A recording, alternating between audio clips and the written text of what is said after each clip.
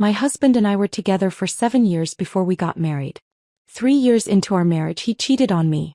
He installed cameras in our bedroom just to prove to that woman that he never touched me. As I scrolled through social media, a flashy post caught my eye. A blogger named Sophia Richard had just posted a picture of an Hermes Birkin bag with the caption, "Thank you, my love." A little gift from his business trip to France for this soon-to-be mom. The location tag. The most exclusive neighborhood in San Francisco. The comments were flooded with admiration. Everyone envied Mrs. Richard, her wealth, her romance, her perfect life. And it would have been enviable indeed, if the dear husband she was talking about wasn't mine. My fingers hovered over the keyboard before I typed a single line beneath her post. "You should be more discreet." A second later, Sophia Richard fired back. "You're just jealous." I stared at her reply, chuckled, and leaned back in my chair. A plan was already forming in my mind. I turned my gaze to the Birkin sitting beside me, the one Vincent had brought back from France. A high-quality counterfeit. Switching from my dummy account to my personal profile, I snapped a few close-ups of the bag and its receipt. Then, with a casual flick of my fingers, I crafted a new post. "Sis, my husband got me this on his trip to France, but something feels off. Can anyone help me verify if it's real?" Satisfied, I logged out and went back to my tasks, patiently waiting for the next move. Vincent and I had been together for 10 years. I thought we had a solid marriage until I found out he was secretly supporting a mistress. A college student, no less.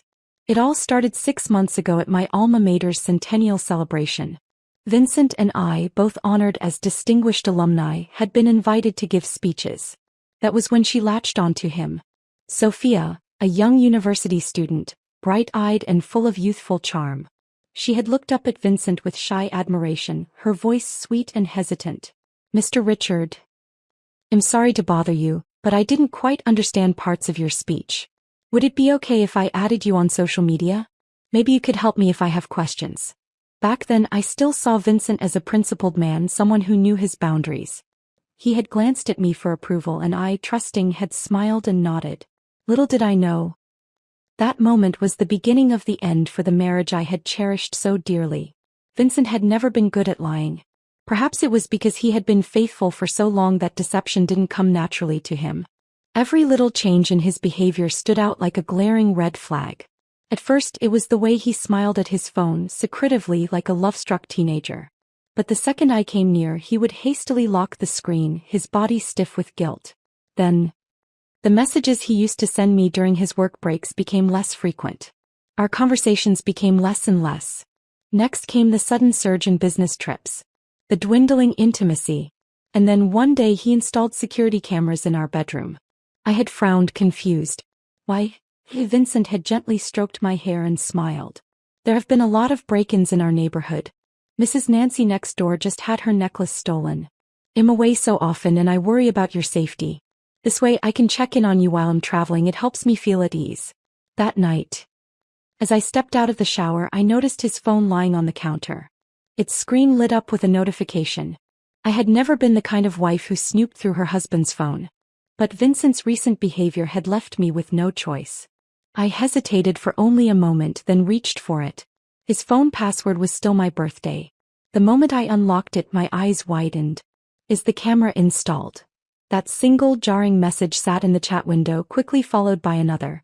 "Vincent, you promised me you're not allowed to touch her." The sender? Sophia. I scrolled up. But their previous messages had been wiped clean. Not a trace left. And just like that, everything clicked. Vincent had betrayed our decade-long relationship for Sophia. Had even installed surveillance cameras in our bedroom to prove to her that he wasn't touching me. I put back the phone back to the original place, pretending I'd seen nothing. Thankfully, the cameras hadn't been activated yet, which meant Vincent had no idea I'd snooped through his phone. I took a deep breath, smoothed out my emotions, and when Vincent stepped out of the shower, I greeted him with a sweet, affectionate kiss. He subtly turned his head, avoiding my lips with a polite smile. "Don't be like that. I'm exhausted." Ah, the devoted husband, preserving his loyalty for his mistress. After discovering Vincent's affair with Sophia, I decided it was time to return to the company. When he saw me walk into the office, the shock on his face was priceless. I leisurely observed the storm of emotions flickering across his features. It took him a moment to regain composure before he finally asked, Elena, what are you doing here? I stepped closer, my tone light and playful.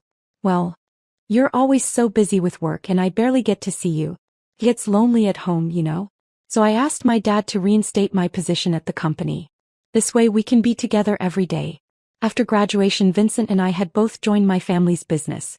My father wanted to groom me for future leadership, preparing me to take over the company someday. But Vincent had played the doting husband, claiming he hated to see me overwhelmed with work. Let me handle it all, Head said. You deserve to relax. Blinded by love, I had been foolish enough to believe him, never realizing his true intentions.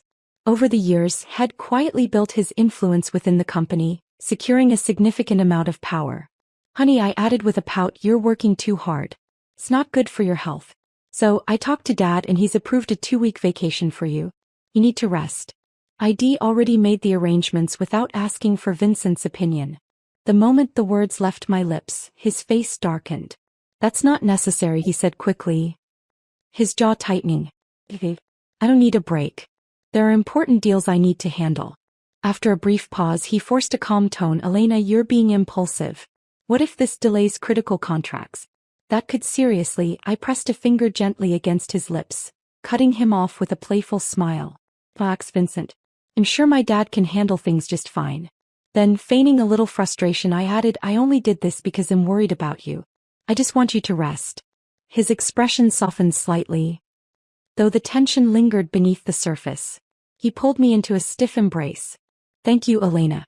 I wrapped my arms around his neck, my voice dropping to a soft whisper. The weather's perfect this time of year in San Francisco. The beach house is sitting empty. Why don't you spend some time there? Watch the ocean. Clear your mind. I watched as his resistance melted away. His eyes lit up and he squeezed my hand gently. Elena, you're amazing. I couldn't help but smile. I knew he meant it. He truly believed I was the perfect, considerate wife, generous enough to give him and Sophia their little vacation in peace.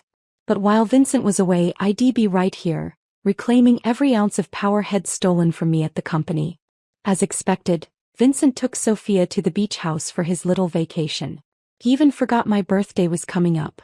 That morning, instead of waking up to a text or call from my loving husband, my phone lit up with something even more surprising, a call from my father. Elena, since Vincent isn't home, why don't you come over? It's your birthday. I got you a big cake. I knew he was trying to win me over. Despite the generous allowance Head sent me every month since college, we'd never really been close. We coexisted in silence, our conversations limited to polite exchanges during family gatherings. Until recently, when I reached out to him asking to return to the company. Of course, Head been thrilled. I might have been blind to Vincent's ambitions, but my father, an old shark in the business world, had seen right through him. I was his only child. If I didn't take over the company, it would inevitably fall into Vincent's hands. And my father wasn't about to hand over his life's work to an outsider. When I arrived, he was already waiting in the dining room, sitting stiffly at the head of the table. On the serving cart beside him stood an enormous birthday cake, 27 layers tall. Right. I was 27 today. I took a seat across from him. My father's eyes grew misty, his hands trembling slightly as he stood to cut the cake. You used to love birthdays when you were little, he murmured, voice gruff with emotion. Back then. Your smile lit up the whole room. I cut him off, my tone light but edged with steel. Dad, do you know why Vincent isn't home for his vacation? He froze mid-slice. I smiled. Because right now he's with another woman. Tell me, do you think he even remembers it's my birthday? When I was a kid, we didn't have much. My father's business ventures had failed more times than I could count, but my parents never let me feel the weight of it. On my birthdays, they'd scrape together enough to buy the prettiest cake they could find. We'd sit together, just the three of us. I'd blow out the candles and make the same wish every year. I want to be happy with mommy and daddy forever. Eventually, my father hit it big. Caught the right wave at the right time, and suddenly money was no object. But happiness, that was another story. Soon there were always different women by his side. New faces, new smiles. None of them my mother's. One birthday I finally asked, why isn't daddy coming home? Did he forget it's my birthday? My mother had smiled, fed me a bite of cake, tucked me into bed, and then locked herself in the bathroom and ended her life. Since then, my birthday had been more than just a date on the calendar. It was the anniversary of the day my mother gave up. After that, I moved in with my aunt. I wanted nothing to do with my father. Not a call. Not a visit. Not a word. Not until I graduated from college. The memory snapped like a brittle thread, pulling me back to the present. I walked over to the towering cake and looked at my father, the man who was older now, softer around the edges, but still carrying the weight of every choice he'd ever made. My voice was calm, measured. "I'll handle Vincent. I just need you to back me up." I dipped my finger into the frosting, tasted it, and smiled faintly. "It doesn't taste the same anymore." Of course, it didn't. I wasn't that little girl anymore, the one who believed birthdays were about family, cake, and wishes that actually came true. The day was getting late. When Vincent called, I was at the cemetery, visiting my mother's grave. I ignored the first call, then the second, and the third. Finally, I picked up. For a moment, there was only silence on the other end, then his voice, soft, filled with guilt. "I'm sorry, Elena. I can't believe I forgot such an important day." Back in college, not long after we'd started dating, Vincent found out my birthday was also the anniversary of my mother's death. His eyes had welled with tears the moment I told him. His face etched with raw sympathy. My dad had someone else. My mom couldn't take it. That was all ID said. Simple sentence. But Vincent had pulled me into his arms, holding me like he could shield me from the past.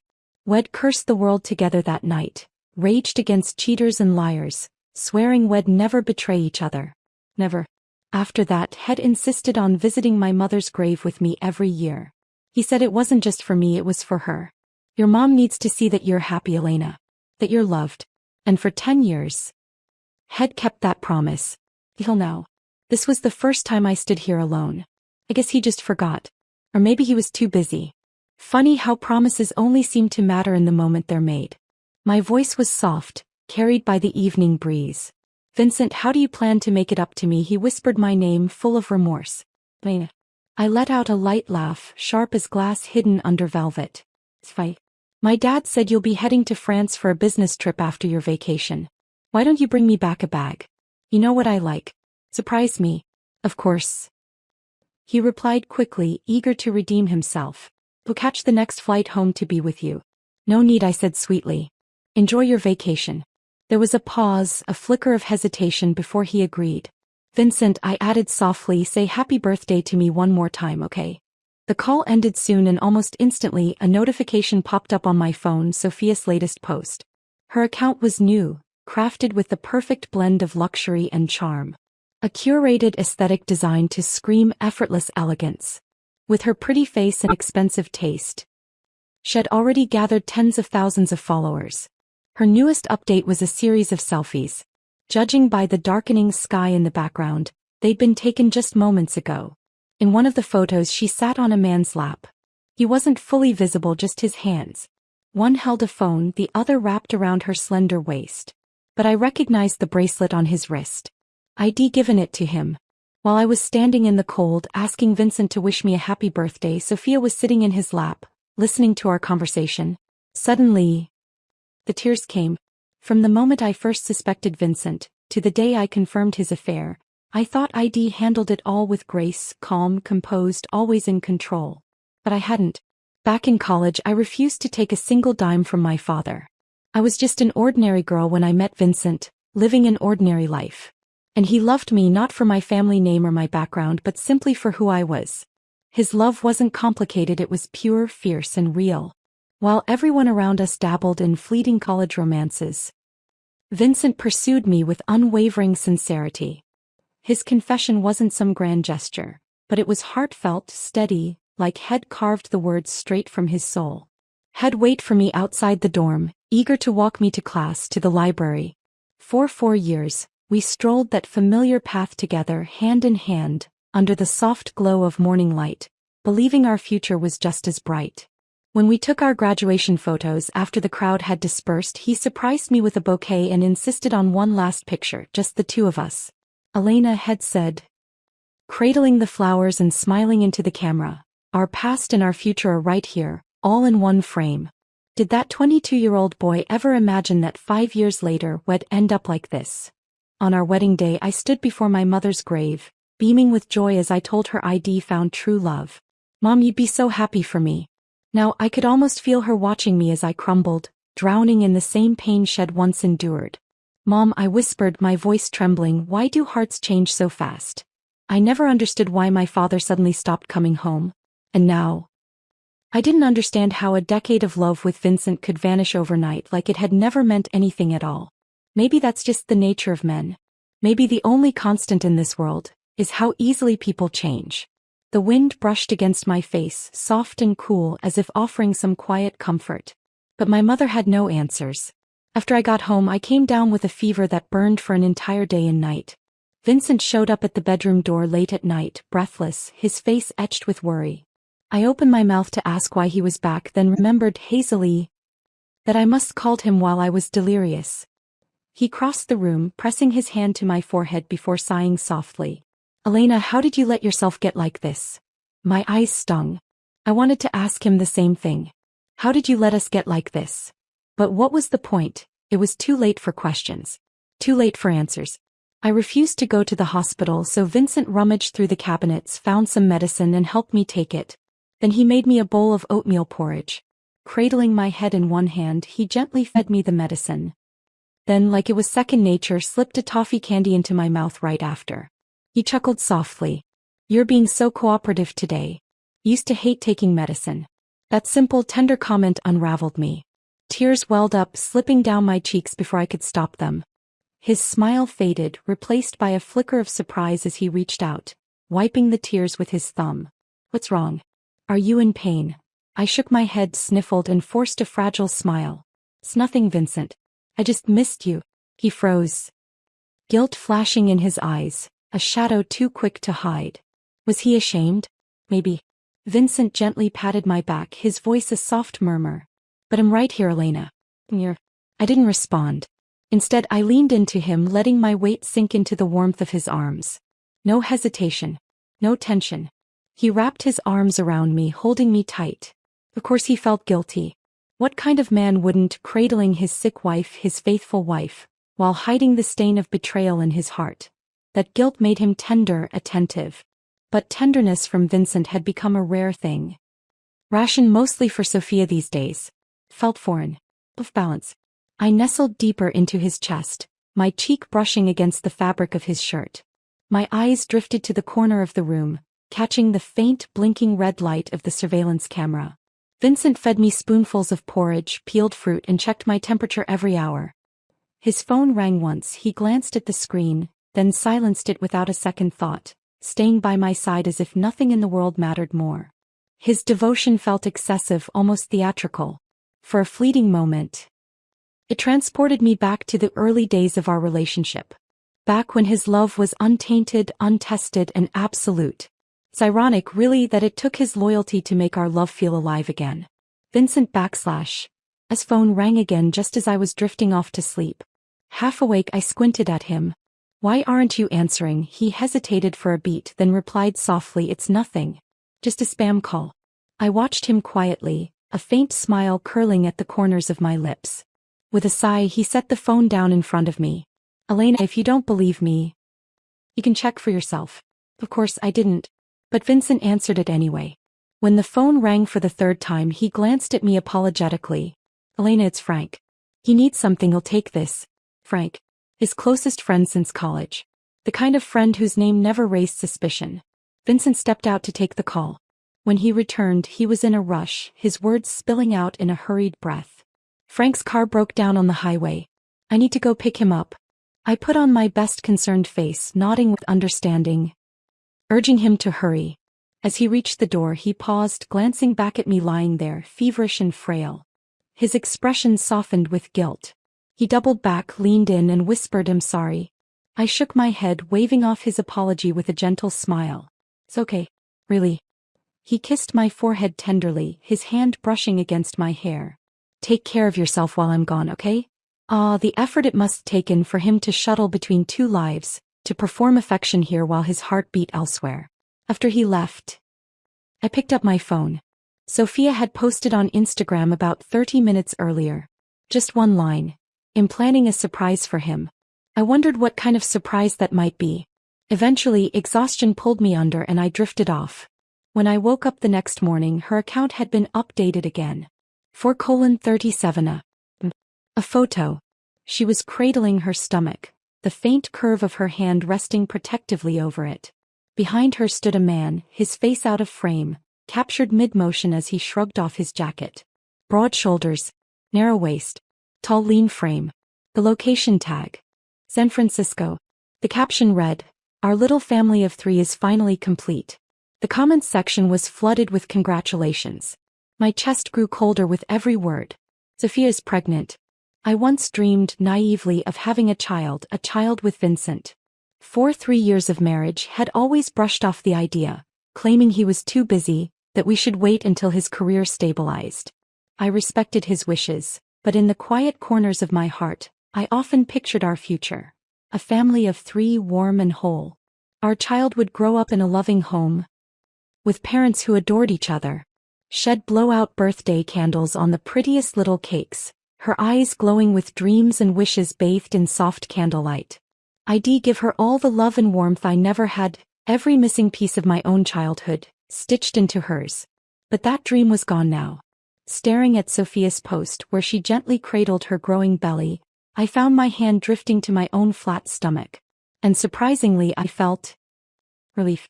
Thank God I never had a child with Vincent. Because my daughter would have grown up resenting her cheating father just like I had. I opened my messages with Vincent. The chat thread was nearly empty, like we hadn't spoken in ages, even though we shared the same bed not long ago. I typed, "Did you find Frank? When will you be home?" His reply came instantly. "It's a bit complicated. I won't be back anytime soon. Take care of yourself." Short-clipped. No warmth. No curiosity about how I was feeling. I didn't push. Just replied with a simple "they." No response after that. Not that I expected one. After all, Sophia had just shared the news of her pregnancy. I could only imagine them now, wrapped up in each other, basking in the glow of their stolen happiness. But I couldn't resist. With a twisted sense of amusement, I forwarded Sophia's late-night Instagram post to Vincent, adding a casual message. "Isn't this the same girl who asked for your contact info at that school lecture? Less than 6 months later and she's already pregnant?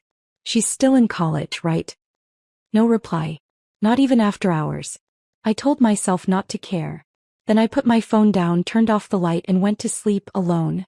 After Vincent's vacation ended, he left for his business trip to France.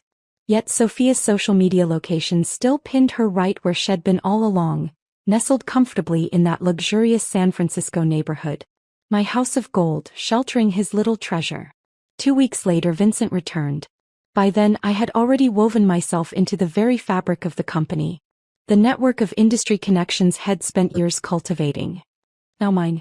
In the mere month he was away, I thrived, effortlessly stepping into spaces he once dominated, claiming the influence he thought was securely his.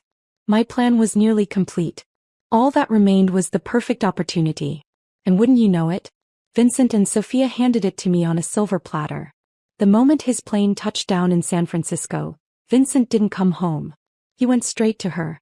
They strolled through upscale malls. His hands full of shopping bags brimming with baby essentials.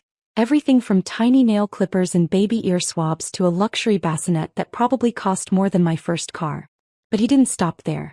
Vincent had already hired a private nanny for Sophia, secured an elite private preschool for their child, tuition? A staggering 6 figures per semester. When my private investigator sent me photos of them together, I didn't flinch. I simply scrolled through the images with a detached curiosity, almost amused. Vincent had always loved with intensity. With an all-consuming fire. Once that passion was mine. Now it belonged to someone else. But fate has a sense of humor. The day after he got back, Vincent waltzed through the front door, the Hermes bag ID asked for dangling from his hand. I couldn't help but laugh. He didn't even notice. Like any devoted husband, he leaned down and kissed my forehead, his voice warm and casual. "Elena, I missed you." I took the bag, my smile soft and easy, fingers rifling through the tissue paper until I found the receipt tucked neatly inside. I glanced at it briefly, then flashed him a sweet smile. "You must be exhausted from the trip, darling."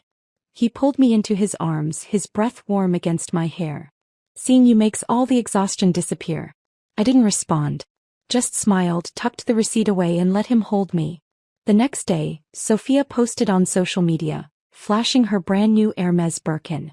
And as I stared at her carefully posed photo, I realized something. The bag she flaunted with such pride was the real one. Mine was a fake. I don't think Vincent intentionally gave me the fake bag while gifting the real one to Sophia. Not because I have faith in his character, or because I believe he still harbors any affection for me. After all, this is the same man who installed surveillance cameras in our bedroom just to prove to that woman that there was nothing physical between us. I stopped resisting my father's money a few years ago, stepping seamlessly into the life of a wealthy heiress. Since then, I've become intimately familiar with luxury goods. Now it only takes me a glance, maybe two, to tell a real Hermes from a counterfeit. Vincent knows this. So if he didn't do it on purpose and yet Sophia ended up with the real bag, the situation became painfully clear. Switching to my dummy account, I posted a casual update, asking for help verifying the authenticity of the bag. The internet didn't disappoint. Eager luxury enthusiasts dissected every detail: stitching, hardware, leather texture. It didn't take long before the verdict was unanimous. The bag was fake. One user even posted a screenshot of Sophia's recent photo in the comments, pointing out, "Sis, sorry to say this, but her bag is definitely real. You can tell by the craftsmanship." Another comment cut straight to the heart of it. "The receipt you have is legit, but the bag isn't. Keep an eye out, sis, your husband might have given the real one to someone else." I couldn't help but laugh. The irony was suffocating. Strangers on the internet could see what was right in front of me, while Vincent hadn't even bothered to cover his tracks. But I wasn't ready to confront him, not yet. I was saving that for the perfect moment, the one that would shatter him completely. The next morning I carried the fake Birkin to work. Vincent drove me, glancing over with a smile as I settled into the passenger seat. "Lena, that bag looks great on you." I forced a polite laugh, hollow and brittle, letting the silence fill the car. Midway through the workday, sitting alone in my office, I opened our chat and sent him a message. "Darling, do you think you got scammed in France? Ava said the bag I carried today is fake." I took a closer look, she might be right. Vincent replied almost immediately. "No way. I bought it from an official boutique. The receipt's legit, isn't it? Maybe it's a quality control issue with the brand." "Doesn't seem like it," I typed back, fingers dancing lightly over the keys. "Think carefully, could someone have swapped it?" Ava mentioned there've been incidents like that recently. Silence. For half an hour, nothing. Then a knock at my door. Vincent stepped in, looking pale. The tension stretched tight across his face. He forced a smile, his voice tinged with forced lightness. "Elena, I'm sorry. If you're not happy with it, I'll buy you another one." I sighed softly, feigning disappointment, but softened my expression with a tender smile. "It's okay, darling. I don't really care about the bag." I reached out, brushing his hand, my voice gentle and warm. "I just want you to spend time with me. Is that okay?" His body tensed for a brief second before he pulled me into an embrace. Guilt dripping from every strained gesture. "Of course. When things calm down at work, we'll go on a trip. How about Norway? You've always wanted to see the fjords, right?" I leaned back slightly, meeting his eyes. "Actually, I'd love to spend a few days in San Francisco. Let's go soon, okay?" His breath hitched just for a moment, but then he smiled tight, rehearsed. Sure. I wasn't sure when Vincent had arranged for Sophia to move out, but clearly he was too late. The cleaning company I'd hired to tidy up the villa called me in a panic. Apparently, Sophia was still there. The cleaner stammered through the phone, clearly startled. I'd explicitly told them the house was unoccupied. I calmly closed the contract I'd just signed, a faint smile tugging at the corners of my lips. Then with practiced ease I said into the phone, "Call the police. Report an unauthorized intruder on the premises." Sophia was quickly taken in for questioning. Vincent stormed into my office not long after, his face pale, panic etched into every line. He froze in front of my desk, mouth opening slightly as if to speak, but no words came out. I leaned back in my chair, crossing my legs, watching him with an expression of mild curiosity, as though he were nothing more than an interesting case study. It struck me then how unfamiliar he felt. 10 years together, and I realized I'd never truly known him at all. After a long, suffocating silence, I finally curled my lips into a faint smile. "Vincent, looks like our trip is cancelled." His eyes widened, the weight of my words hitting him like a slap. The second time I saw Sophia was at the police station. Gone was the vibrant, confident young woman from before. She looked disheveled, her face streaked with tears. The moment she saw Vincent, her eyes lit up. She ran to him, sobbing, burying herself in his arms like a fragile thing seeking shelter. I remained perfectly composed. My lawyer, standing beside me, casually pulled out his phone and snapped a photo. Evidence is always useful. The sharp click of the camera shutter broke the fragile moment. Vincent's face darkened as he gently pushed Sophia away, his expression caught between guilt and discomfort. "Vince," she whimpered, her voice trembling. "That name. I used to call him that back when he still loved me. I teased him once, claiming that nickname was mine alone to use. Head laughed and agreed, swearing it was ours just like everything else we shared. Now standing before me, Vincent's face was a battlefield of emotions, regret? Relief? Maybe both. After the officers got the basic information, they left us to sort things out. I stepped forward, pulled out a stack of photos, him and Sophia cozy in the villa, the luxury items, the fake Hermes bag, and threw them in his face. Vincent flinched, stumbling back a step, but didn't say a word. Sophia rushed to shield him, her eyes blazing with fury. "What's your problem?" he snapped. I tilted my head slightly, my voice smooth as glass.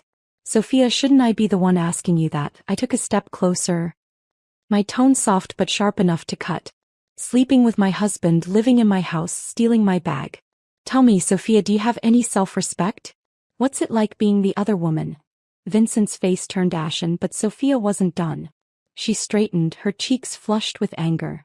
"Vincent and I love each other. The one who's not loved is the real homewrecker." I nearly laughed. Turning to Vincent, I raised an eyebrow, waiting. He snapped, his voice sharp and cold. "Shut up, Sophia." She stared at him, her expression crumbling, disbelief, heartbreak, confusion. The man who'd once worshipped her now looked like he wanted to be anywhere but there. Vincent turned back to me, reaching out as if to take my hand. I stepped aside. His hand hung in the air for a moment before falling uselessly to his side. "Vincent," I said quietly, my eyes locked on his, "what are you going to do about her?" He opened his mouth, but no words came out. Finally, his gaze dropped to the floor and he whispered, "Elena, I'm sorry. He's pregnant." There was not an answer, but all the confirmation I needed. "Well then," I said with a bright, almost cheerful smile, "let's get divorced." Vincent's head snapped up. "He'll keep the assets. He'll leave with nothing. And before that, he'll be reclaiming everything you gave to Sophia." Sophia's scream pierced the room. "Why? You can't do that." I didn't even look at her. My focus remained on Vincent. "I've already prepared the divorce papers. You can sign them now if you'd like." I paused, letting the silence stretch, then added, "Of course, if you refuse, well, you know I have all the evidence I need. And I'm very good at using it." Vincent's eyes squeezed shut. His face twisted in something between pain and defeat. Sophia lunged, grabbing his sleeve, sobbing hysterically. "Vincent, you can't give up the money. What about our baby? What are we supposed to do?" He opened his eyes, tears glistening but unshed, and met my gaze. "Hey," he whispered, his voice hoarse. "We'll sign." After the divorce, I contacted HR and had Vincent terminated. His presence at the company was no longer necessary, just a shadow of a past that held no weight. Per the non-compete agreement he'd signed, he was barred from working in any related industry for several years. In return, he received a hefty severance package, a small price for his exit. The day he came to collect his things, he insisted on seeing me. I agreed. He stepped into my office, the man I'd spent 10 years of my life with. But he looked like a ghost of himself, thinner, dark stubble shadowing his jaw, his complexion pale and drawn. He stood awkwardly in front of my desk while I calmly finished reviewing a document. Then, with deliberate ease, I closed the folder and looked up at him. "Mr. Richard," I said, my voice cool and crisp, "state your business. My time is valuable." His mouth opened slightly, but no words came out at first. Finally, he swallowed hard, his voice a brittle whisper. "Elena, it seems like you never really loved me." For a second I thought I'd misheard him. Then the absurdity of his words sank in and I couldn't help but laugh. "Mr. Richard," I said with a light, mocking smile, "is that what love means to you? Do you think love requires me to sob, beg, and humiliate myself to keep you? Is that what you wanted?" My smile faded, leaving only cold clarity. "Don't forget it was you who cheated first.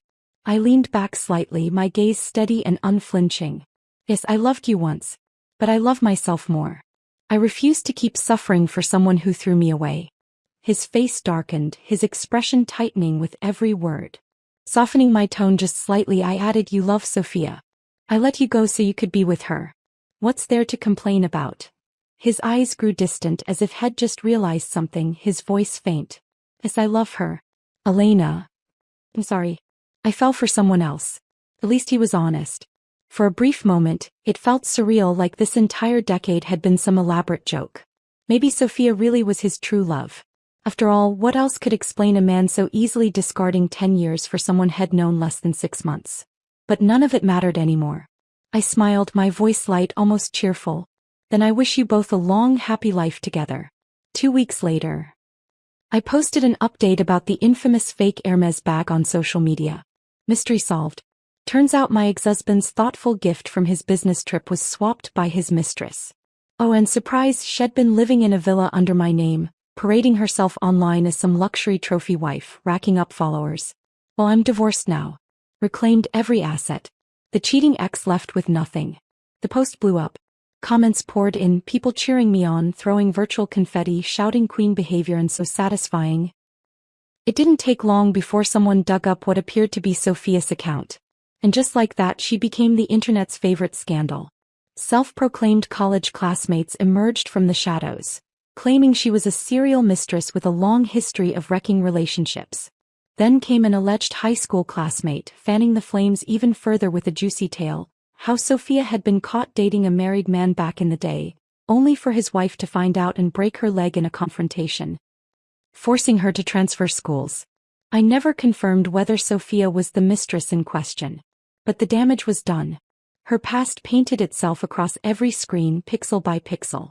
The next time I heard Vincent's name was in a news report, something dark, something violent. Had stabbed Sophia. And now he was in prison. Words spread through the office like wildfire. One of my colleagues filled in the details between meetings as casually as someone might mention the weather.